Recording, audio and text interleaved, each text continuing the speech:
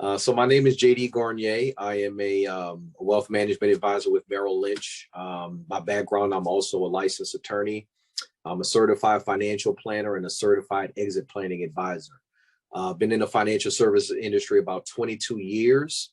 Worked with a full spectrum of clients, from people just starting out their wealth creation journey all the way up to business owners and wealthy families worth billions of dollars. And so during that time, it's been a value to contribute to the lives of people, really just starting to understand wealth, to people that have enough wealth to take care of them and their families, and really just helping them to structure and protect that wealth. Which is why I thought it would be good for us to talk about this, kind of merge the two practices together, estate planning and business succession planning and financial planning, and how important those are for small business owners and their families. National Estate Planning Awareness Week is October 15th through the 25th this year. And I know you have quite a bit of small business clients, so I thought it would be good for us to talk about some of the strategies that you use to help your clients plan for the future, transfer wealth, buy-sell agreements, insurance products that can help facilitate that. Can you tell us a little bit about that? Absolutely. Well, what I'll say is, for most business owners, right, if you've been running a business for 5, 10, 15, 25 years, most times a substantial part of your wealth is tied up into that business. And so many business owners spend so much time focusing on growing the business that they don't really take the time to think about how they're going to transfer that business value to their personal balance sheet so that they can take care of their family in retirement. And so, a big part of that is the exit planning process, and really just thinking about it both from the business, the personal, and the financial side. And so a lot of what I do is I'm the advocate for the business owners. And so in addition to solely thinking about how the business is going to grow, a lot of the conversations that we have center around understanding how their business is valued and ideas and ways to extract that value, in them considering their exit planning options. But then also learning enough about their family structure and the things that are important to them personally, so that their wealth can be structured in a way that benefits those people. And then the last part is understanding enough about the finances, right? It's one thing to understand what your business is valued, but the second step of that is how are you going to maximize that value, minimize the tax implications of it, maximize the structure of it, so that you can maximize the net benefit for yourself. Okay. What, in your experience, what are some of the benefits and downfalls of designating a business owner's children to run the business if they should pass away? If you have any interesting stories you could share with us. The unfortunate statistic is that only 30% of businesses survive the second generation. Some of that, unfortunately, is due to planning. Some of it, unfortunately, is due to the fact that from generation to generation, we have different interests. And so, for a business owner who has spent the majority of their life in something that's their purpose and passion, that may not necessarily be the same purpose and passion of the next generation. So if it's handed to them in a way that's not planned properly, a lot of time that can diminish the value of the business itself, which is why only 30% of those businesses survive. But, obviously, many times we want our children to benefit from the successes of those businesses. And so that's where estate planning comes into in my opinion, and structuring your business as a part of your estate, so that even if you pass down those business interests or assets to the next generation, you can do it in a way that is extremely responsible and maintain a lot of the control, and not necessarily, you can pass down the benefits of the business without necessarily passing down the control of that business to people people may not necessarily have the same interest in running the business. Mm-hmm. Right. So, Okay. and, I've actually have had some situations where, I had a client who, had 5 children, 2 of them were in the business, 2 of them or 3 of them were not and had no interest in it. And so in that circumstance, we had to figure out a way to make sure that all of the wealth that the client wanted to pass down was equitable for both the children that were in the business and the children that were outside of the business. And so that a lot of times that's when strategies like irrevocable life insurance trusts come into play, where you can use a life insurance policy to essentially equal what the value of an estate, or in this particular case, a business asset is, but you create that liquidity so that if someone passes away, you don't necessarily have to sell business interests for people that children that aren't in the business to be able to take on their benefit. So there's certainly a lot of different ways to structure trusts, whether it's a life insurance trust or a grant or retained annuity trust. There are a lot of different ways. And so I think the important thing for business owners to think about is, before you talk about the ideas and the strategies, understanding and mapping out your family structure and what is important to you, so that now you can kind of figure out how the wealth needs to flow based on your family circumstance. I agree with you 100% on that. And so in talking more about the business succession side of it, what do you recommend generally for your clients when they're talking about, let's say it's not children, but let's say it's the next generation who may be unrelated, but they could be a part of the leadership team or management team of the business, involved in running the business. What would you recommend for small business owners, how they should structure this, I guess, transition to either insiders or outsiders of the business? If you have some insiders that are interested in obtaining an ownership percentage of the business, how are you involved from a financial planning perspective in that process? Well, one of the things I like to start with is helping a business owner just understand what all of their exit options are. Because depending on how they choose to exit, that could determine the value of the company. And to give you an example, right, you just mentioned the difference between a family transfer as opposed to a third party. With a third party transfer, there are financial buyers, which are typically private equity firms, or there are strategic buyers, which could be a competitor or someone along the supply chain of your business that just sees value in acquiring your company to make their company run better.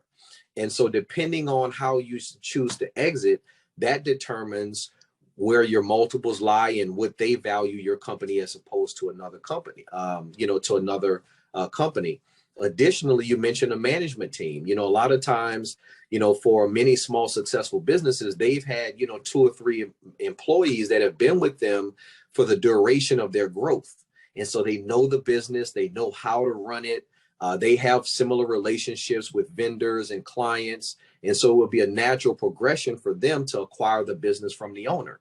And so there's certain ways to structure either a management buyout or an ESOP, which is an employee stock option plan, to allow management to acquire the company. And so, again, the first part is really helping a business owner understand what all of their options are so that they can figure out and marry both the financial side and the personal side.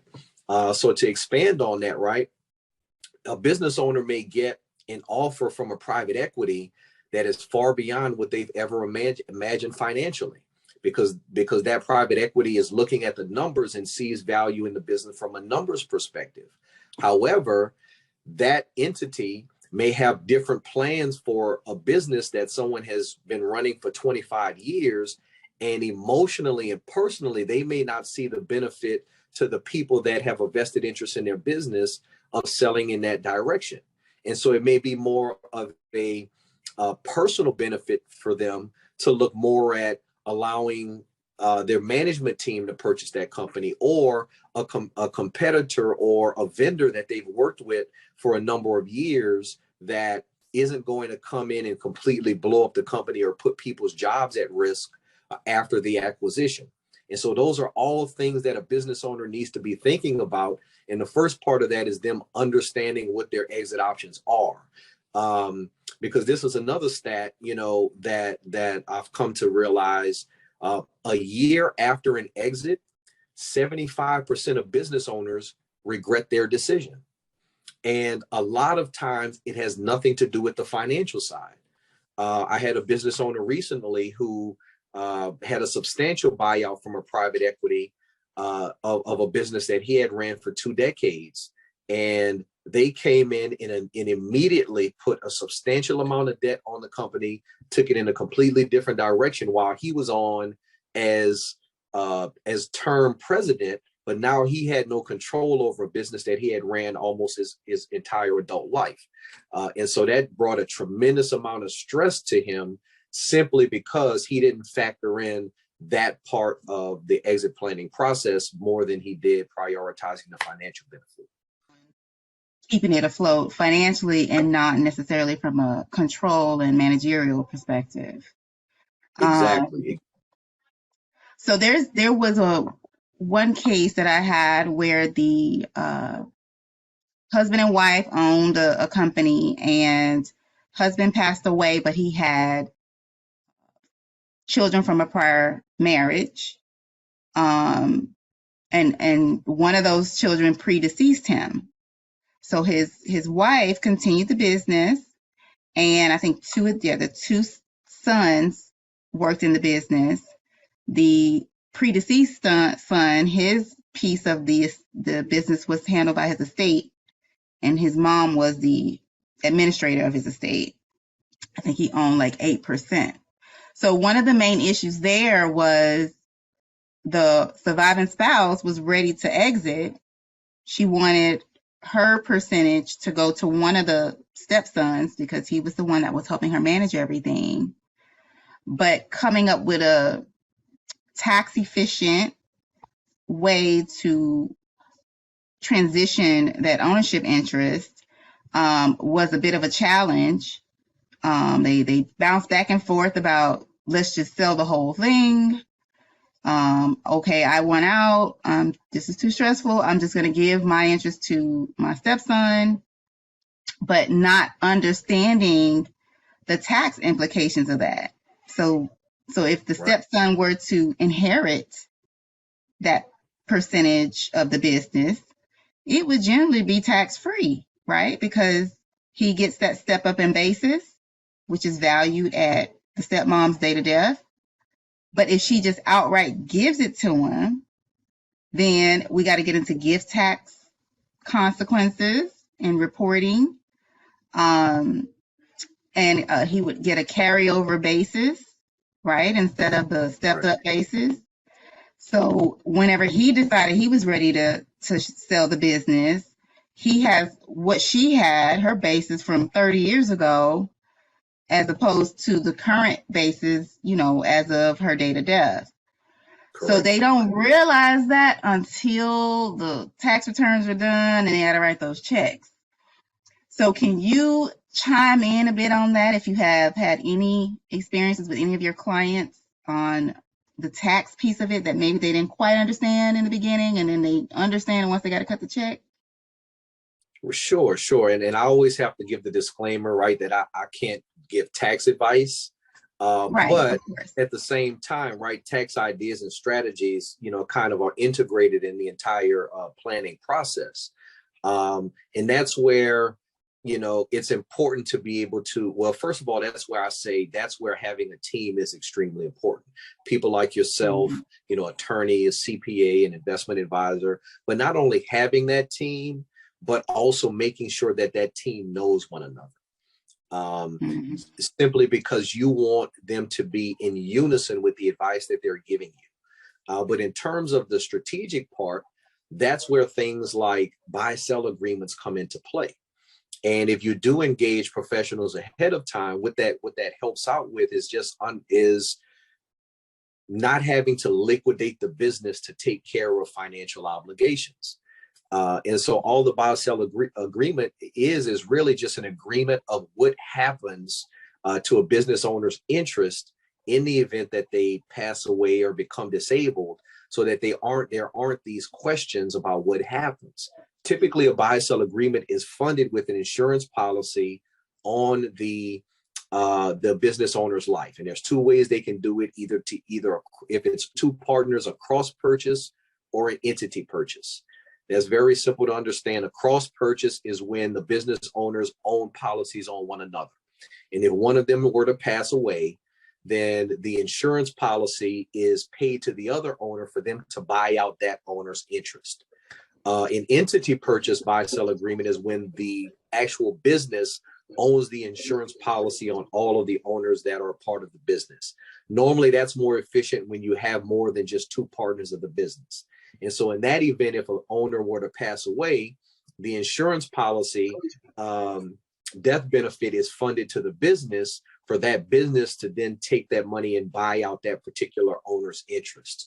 And so what it does is create liquidity in these types of situations so that you don't end up with an unintended business partner.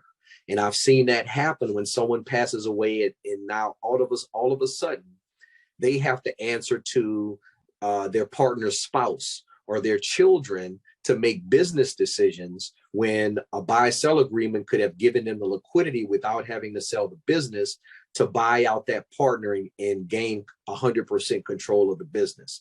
And so it's important to think about that before something like that actually happens, because over 51% of business exits are involuntary, by death, by disability, by disagreement, or divorce. And so just having that buy-sell structure is important in the beginning stages of business planning.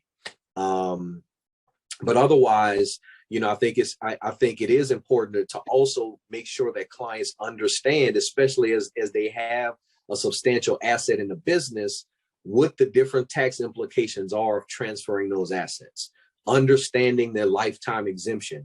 For instance, right now, I think the lifetime exemption is 11.5 million.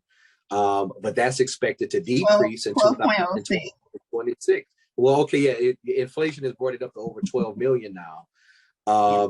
But that's expected to sunset.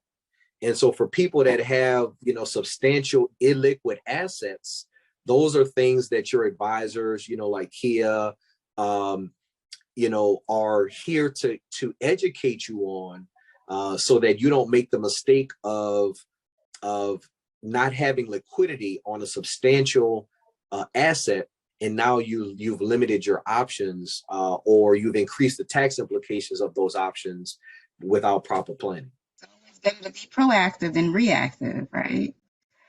100%. Okay, so, yeah.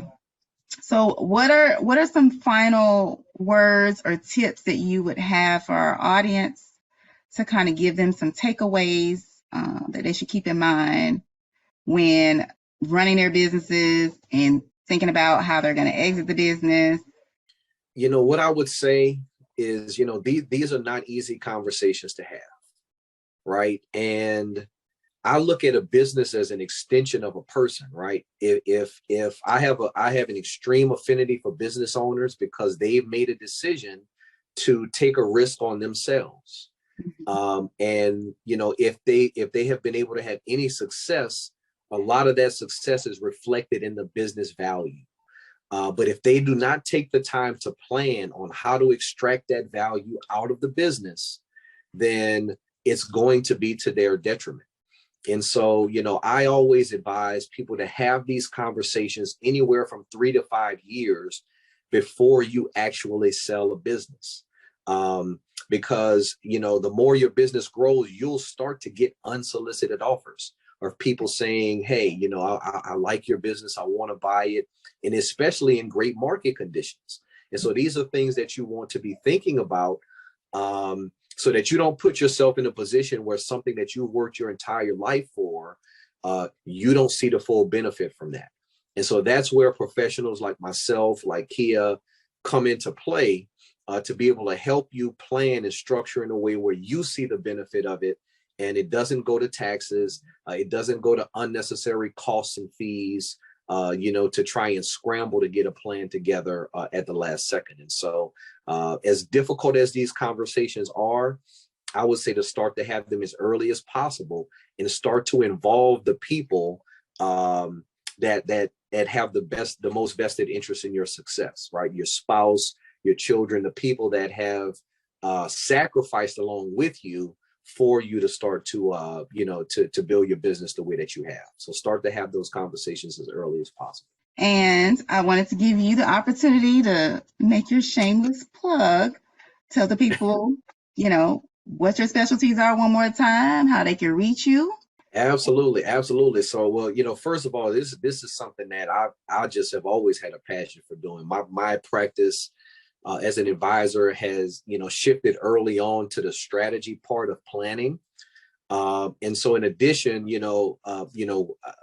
run a full service financial planning firm. We help, business owners with retirement planning, with cash flow planning after a business sale, and a number of other things, and up into and including investment management and managing those assets in a way to help them manage risk and, achieve a rate of return so that they can be able to live off of those assets, through the duration of their lives. And so, I would say probably 80% of my book is with closely held business owners because I enjoy that part of it. And so I always start with a conversation. I don't start with an idea. I don't start with a strategy. I don't even start with a recommendation. The conversation is really just understanding what's important to them to figure out how we can add value. And at the end of the day, my value proposition is financial peace of mind, right? It doesn't matter how big or how much money a person has. If they don't have peace of mind, then then it's all for nothing. And so, somebody wants to have a conversation with me, they can call my office directly, 281-364-2195.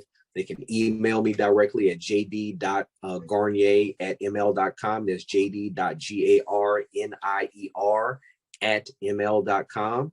And then again, it'll start just with a conversation and we'll go from there. Well, thank you so much for your time. I think our audience will learn so much from this talk that we had, and I'm looking forward to our next one. Thank you so much, Kia. I really appreciate it.